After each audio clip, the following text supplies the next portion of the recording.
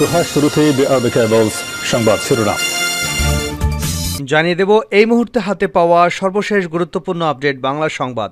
শুরুতেই থাকছে এত লাশ জাতি বহন করতে পারবে না। নির্বিচারে মানুষ হত্যার চিত্র প্রতি মুহূর্তে উন্মোচিত হচ্ছে।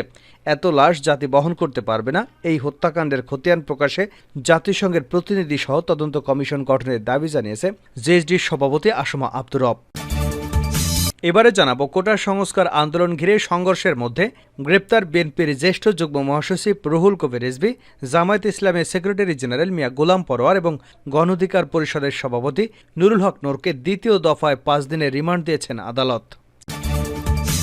জানাবো পুলিশে বড় ধরনের রদবদল।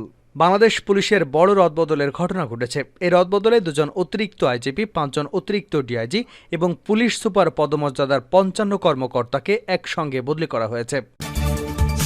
এবারে থাকছে সমন্বয়কদের নিয়ে ১৫ রাজনৈতিক দলের নেতাদের বিবৃতি।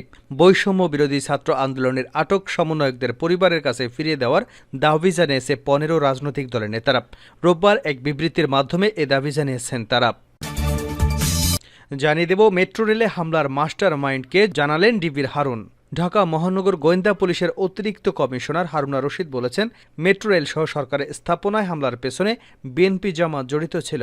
এছাড়া মেট্রো রেলে হামলার মাস্টার মাইন্ড ছিলেন ছাত্রদলের যুগ্ম সাধারণ সম্পাদক আবু হান্নান তালুকদার।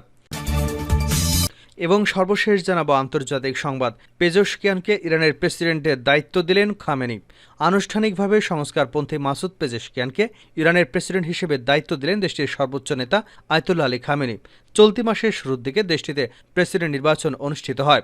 মঙ্গলবার পার্লামেন্টে নতুন প্রেসিডেন্ট হিসেবে তার শপথ নেবার কথা রয়েছে। এতক্ষণ শিরোনাম শুনছিলেন, এবার বিস্তারিত। প্রিয় দর্শক, আপনি যদি এই চ্যানেলে নতুন হয়ে থাকেন, ভিডিওটি দেখতে দেখতে চ্যানেলটি সাবস্ক্রাইব করে আমাদের সঙ্গে থাকুন। আর এই ভিডিও সম্পর্কে আপনি আপনার মূল্যবান মতামতটি কমেন্ট বক্সে জানিয়ে দিন। আর হ্যাঁ প্রিয় দর্শক, জানিয়ে দিন ভিডিওটি কোথা থেকে দেখছেন।